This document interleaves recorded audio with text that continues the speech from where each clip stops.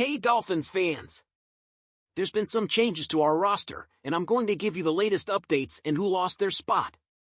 Before we get into today's hot topic, be sure to hit the like button and subscribe to the channel so you don't miss any of the latest updates. Now that the Dolphins have gotten down to the 53-man limit, the next big moves are about adjusting the active roster and building the practice squad. Miami could have up to 17 players on the practice squad, especially with Dominican offensive tackle Baron Matos as part of the International Player Pathway program. The practice squad is essential. It's where we store talent who may not be ready for the big stage yet, but still have the potential to contribute later in the season. Remember, the practice squad must include at least 10 players with 2 or fewer years of NFL experience.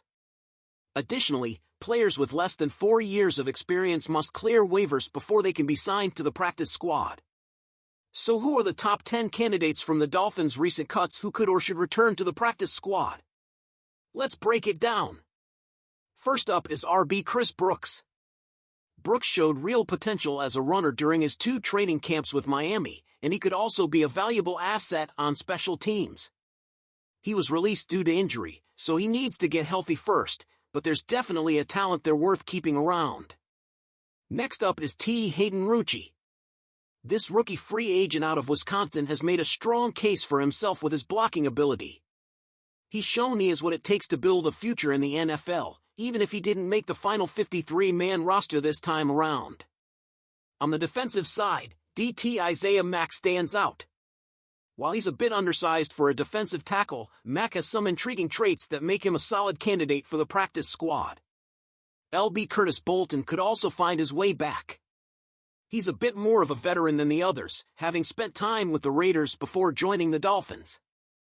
Despite an indefinite stint with the Raiders, Bolton was arguably the most consistent linebacker during training camp. In the secondary, we have CB Isaiah Johnson and CB Jason Matra. Johnson is a big, physical cornerback who stood out as one of the more impressive rookie free agents. On the other hand, Matra, despite being smaller, showed during the preseason that he can cover and is willing to provide run support. Both cornerbacks have the potential to become solid contributors. Moving on to safety, Mark Perry from TCU is another name to watch. Perry made a name for himself with some impressive plays during the preseason, particularly as a blitzer. His versatility could make him a valuable asset on the practice squad.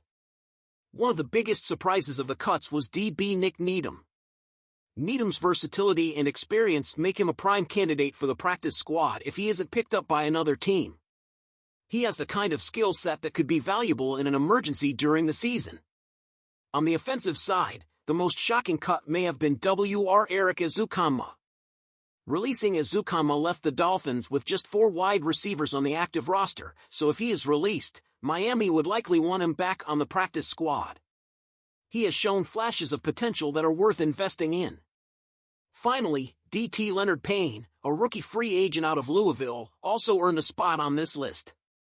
Payne was effective during training camp and looks like a prospect worth developing further.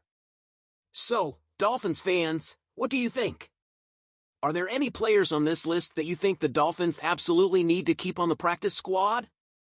Let us hear your thoughts in the comments below. The Dolphins may need rookie Malik Washington to step up sooner than we all expected. By now, we all know how crowded our wide receiver room is, or at least, how it should be. Last season, one of our biggest challenges was depth at the wide receiver position, and unfortunately, that's a concern again in 2024. The initial 53-man roster shows that our depth will be tested right away. With Odell Beckham Jr. starting the season on the PUP list and River Crocraft on short-term IR, Miami has just 4 receivers ready to go. That's right, 4. And we all know that's not ideal, especially in a passing-heavy offense like ours. So what does this mean? It means that a lot more responsibility could be falling on the shoulders of our rookie wide receiver Malik Washington. Tyreek Hill and Jalen Waddle are, without a doubt, one of the best wide receiver duos in the NFL, maybe even the best. Then there's Braxton Berrios, who has proven himself to be a reliable short yardage target over the years. But outside of those 3, it's up to Washington to fill the void. And here's the thing, the Dolphins have liked what they've seen from him so far. Washington, who came out of Virginia, really started to shine in our last preseason game against the Buccaneers.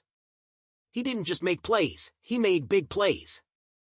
2 impressive returns, a 7-yard reception and a 40-yard run? That's the kind of versatility we need right now, especially with our receiving core looking thin. Head coach Mike McDaniel was also very excited about Washington's performance. After the game, McDaniel noted that Washington finally showed something they saw on his college tape, his aggressiveness.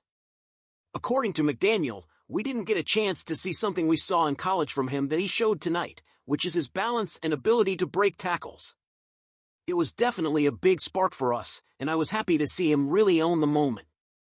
So the big question now is, can Malik Washington carry this momentum into the regular season?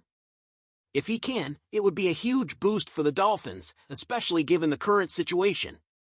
Washington's aggressiveness and ability to make plays after the catch could add a new dimension to our offense, and let's be real, we're going to need all hands on deck if we're going to make a deep run this year. What do you think, Dolphins fans? Is Malik Washington ready to step up and deliver when it counts? Or do you think Miami needs to explore other options to bolster our wide receiver depth? Alright, so here's the scoop. Former Dolphins QB Mike White is heading to the Buffalo Bills, and fans on social media are having a field day with it. On X, formerly Twitter, there's been a lot of chatter about the Bills' intentions with this move. Some Dolphins fans think Buffalo is just interested in picking White's brain for insight into our offense.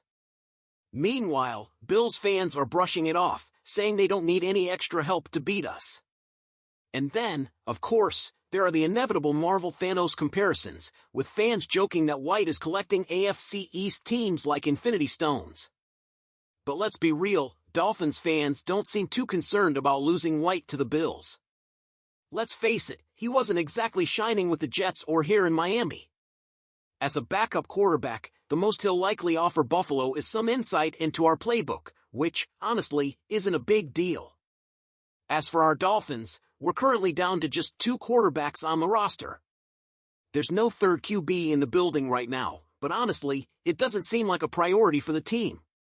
We have bigger issues to address, like the depth of our wide receivers.